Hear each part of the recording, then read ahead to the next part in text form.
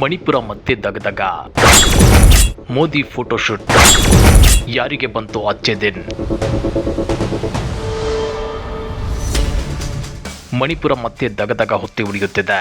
BJP ಆಡಳಿತವಿರೋ ಮಣಿಪುರದಲ್ಲಿ ಬಾಂಬ್ಗಳು ಸದ್ದು ಮಾಡ್ತಿವೆ. ಮಹಿಳೆಯರು ಮಕ್ಕಳು ನಲಿಗೆ ಹೋಗ್ತಿದ್ದಾರೆ. ಹೆಣಗಳ ಮೇಲೆ ಹೆಣಗಳು ಬೀಳ್ತಾ ಇವೆ. ಹೀಗಿದ್ರು ಪ್ರಧಾನಿ ಮೋದಿ ಮಾತ್ರ ನದಿಯಲ್ಲಿ ದೋಣಿ ವಿಹಾರ ಮಾಡುತ್ತಿದ್ದಾರೆ. ಫೋಟೋಗಳಿಗೆ ಪೋಸ್ ಕೊಟ್ಟು ಆ ಫೋಟೋಗಳನ್ನ ಸೋಷಿಯಲ್ ಮೀಡಿಯಾದಲ್ಲಿ ಹಂಚಿಕೊಳ್ತಿದ್ದಾರೆ. ಹಾಗಾದ್ರೆ ಯಾರಿಗೆ ಬಂತು ಅಚ್ಚೆ ದಿನ್. ಅಸಲಿಗೆ ಮಣಿಪುರದಲ್ಲಿ ಮತ್ತೆ ಹಿಂಸಾಚಾರಕ್ಕೆ ಅದೇನ್ ಕಾರಣ ಅಂದ್ರ ಅದನ್ನ ಡೀಟೇಲ್ ಆಗಿ ತೋರಿಸ್ತೇವೆ. ಆದ್ರೆ ಅದಕ್ಕಿಂತ ಮೊದಲು ಹಲೋ ಕನ್ನಡ ಯೂಟ್ಯೂಬ್ ಚಾನಲ್ ಅನ್ನ ಸಬ್ಸ್ಕ್ರೈಬ್ ಮಾಡ್ಕೊಳ್ಳಿ. ಹಾಗೇನೇ ಪಕ್ಕದಲ್ಲಿರೋ ಬೆಲ್ ಬಟನ್ ಅನ್ನು ಪ್ರೆಸ್ ಮಾಡಿ. ಅದು ಏಪ್ರಿಲ್ 7 ಮಣಿಪುರದ ಬಿಷ್ಣುಪುರ ಜಿಲ್ಲೆಯಲ್ಲಿ ನಡೆದ ಬಾಂಬ್ ಸ್ಫೋಟದಲ್ಲಿ ಇಬ್ಬರು ಅಮಾಯಕ ಮಕ್ಕಳು ಸಾವನ್ನಪ್ಪಿದ್ರು. ಈ ದಾಳಿಗೆ ಕಾರಣ ಯಾರು? ಈ ಪ್ರಶ್ನೆಗೆ ಇದುವರೆಗೂ ಉತ್ತರ ಸಿಕ್ಕಿಲ್ಲ. ಆದ್ರೆ ಈ ಬಾಂಬ್ ಸ್ಫೋಟದ ಹಿಂದೆ ಕುಕಿ ಉಗ್ರ ಸಂಘಟನೆ ಭಾಗಿಯಾಗಿದೆ ಅಂತೇಳಿ ಮೈತೇಯಿ ಸಮುದಾಯ ಆರೋಪಿಸಿದೆ.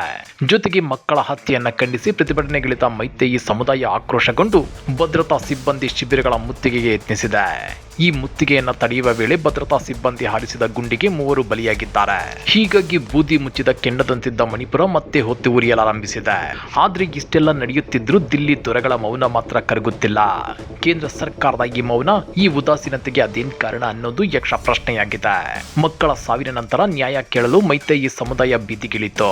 ಆದ್ರೆ ಸಾಂತ್ವನ ಹೇಳಬೇಕಾದ ಸರ್ಕಾರ ಸೇನೆ ಬಳಸಿ ಪ್ರತಿಭಟನೆಯನ್ನ ಹತ್ತಿಕ್ಕಲು ನೋಡಿತು. ಭದ್ರತಾ ಪಡೆಗಳ ಗುಂಡೇಟಿಗೆ ಮತ್ತೆ 3 ಬಲಿಯಾದ್ರು. ಈಗ ಮಣಿಪುರ ಅನ್ನೋದು ಕೇವಲ ರಾಜ್ಯವಲ್ಲ, ಅದು ಕುಕಿ ಉಗ್ರ ಸಂಘಟನೆ ಮತ್ತು ಮೈತೇಯಿ ಸಮುದಾಯಗಳ ನಡುವಿನ ದೊಡ್ಡ ಕಂದಕವಾಗಿದೆ.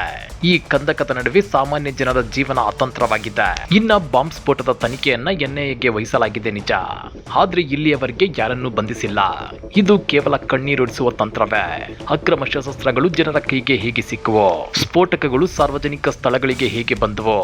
ಈ ಪ್ರಶ್ನೆಗಳಿಗೆ ಸರ್ಕಾರದ ಬಳಿ ಉತ್ತರವಿಲ್ಲ. ಸಮುದಾಯಗಳ ನಡುವೆ ವಿಶ್ವಾಸ ಮೂಡಿಸುವ ಬದಲು ಸರ್ಕಾರ ಕೇವಲ ಬಲಪ್ರಯೋಗಕ್ಕೆ ಮುಂದಾಗಿರೋದು ನಿಜಕ್ಕೂ ದುರದೃಷ್ಟಕರ. ಇದೆಲ್ಲದರ ನಡುವೆ ನಮ್ಮ ಪ್ರಧಾನಿ ಮೋದಿ ಅವರು ಎಲ್ಲಿದ್ದಾರೆ ಅಂತ ನೋಡಿದ್ರೆ ಅವರು ತಮಿಳುನಾಡಿನಲ್ಲಿ ಮತ ಕೇಳುತ್ತಿದ್ದಾರೆ. ಪಶ್ಚಿಮ ಬಂಗಾಳದ ಬೀದಿಗಳಲ್ಲಿ ಜಲ್ಮುರಿ ತಿಂದು ನಗುತ್ತಿದ್ದಾರೆ. ಹೂಗ್ಲಿ ನದಿಯಲ್ಲಿ ದೋಣಿ ವಿಹಾರ ಮಾಡುತ್ತಾ ಫೋಟೋ ಶೂಟ್ ನಲ್ಲಿ ಬ್ಯುಸಿಯಾಗಿದ್ದಾರೆ. ರೋಮ್ ನಗರ ಹೊತ್ತಿ ಉರಿಯುತ್ತಿರುವಾಗ ನೀರೋ ಪಿಟೀಲು ಬಾರಿಸುತ್ತಿದ್ದಂತೆ. ಮಣಿಪುರ ದಗದಗ ಹೊತ್ತಿ ಉರಿಯುತ್ತಿರುವಾಗ ನಮ್ಮ ಪ್ರಧಾನಿಗಳು ಸಾಮಾಜಿಕ ಜಾಲತಾಣ ಎಕ್ಸ್ ನಲ್ಲಿ ಫೋಟೋಗಳನ್ನ ಹಂಚಿಕೊಳ್ತಿದ್ದಾರೆ.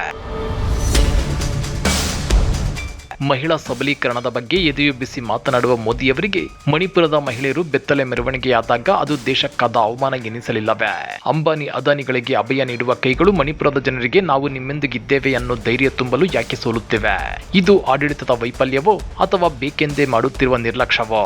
ಮಣಿಪುರಕ್ಕೆ ಬೇಕಾಗಿರೋದು ಕೇವಲ ಭದ್ರತಾ ಪಡೆಗಳಲ್ಲ, ಅದಕ್ಕೆ ಬೇಕಾಗಿರುವುದು ರಾಜಕೀಯ ಇಚ್ಛಾಶಕ್ತಿ ಮತ್ತು ಸಂವಾದ. ಪ್ರಧಾನಿಗಳ ಈ ಮೌನ ಮಣಿಪುರವನ್ನ ಮತ್ತಷ್ಟು ಅಂಧಕಾರಕ್ಕೆ ತಳ್ಳುತ್ತಿದೆ. ಈ ಮೌನ ಮುರಿಯದಿದ್ದರೆ ಇತಿಹಾಸ ಅವರನ್ನ ಕ್ಷಮಿಸೋದಿಲ್ಲ. ಇದು ಬರೀ ಜಾತಿ ಸಂಘರ್ಷವಲ್ಲ, ಇದು ಮನುಷ್ಯತ್ವದ ಪರೀಕ್ಷೆ ಅಂದ್ರೆ ತಪ್ಪಾಗಲಾರದು. ಹಾಗಾದ್ರೆ ನಿಮ್ಮ ಪ್ರಕಾರ ಮಣಿಪುರದ ಈಗಿನ ದುಸ್ಥಿತಿಗೆ ಅದ್ಯಾರು ಕಾರಣ? ಮಣಿಪುರ ಮತ್ತೆ ಹೊತ್ತಿ ಹುರಿಯುತ್ತಿದ್ರು ಕೇಂದ್ರ ಸರ್ಕಾರ ಮತ್ತು ಅಲ್ಲಿನ ಬಿಜೆಪಿ ಸರ್ಕಾರ ಅದೇನ್ ಮಾಡ್ತಿದೆ? ಮಣಿಪುರದಲ್ಲಿ ಆಡಳಿತ ಯಂತ್ರ ಸಂಪೂರ್ಣವಾಗಿ ಕುಸಿದು ಬಿದ್ದಿದ್ರೆ ಇನ್ನೂ ಅದ್ಯಾಕೆ ರಾಷ್ಟ್ರಪತಿ ಆಳ್ವಿಕೆ ಜಾರಿಯಾಗಿಲ್ಲ? ಕಮೆಂಟ್ ಮಾಡಿ, ವಿಡಿಯೋ ಲೈಕ್ ಮಾಡಿ, ಶೇರ್ ಮಾಡಿ. ಇಂಥ ಮತ್ತಷ್ಟು ರೋಚಕ ರಾಜಕೀಯ ಸುದ್ದಿಗಳನ್ನ ಮಿಸ್ ಮಾಡದೆ ನೋಡ್ಬೇಕು ಅಂದ್ರೆ ಹಲೋ ಕನ್ನಡ ಯೂಟ್ಯೂಬ್ ಚಾನಲ್ ಅನ್ನ ಸಬ್ಸ್ಕ್ರೈಬ್ ಮಾಡ್ಕೊಳ್ಳಿ.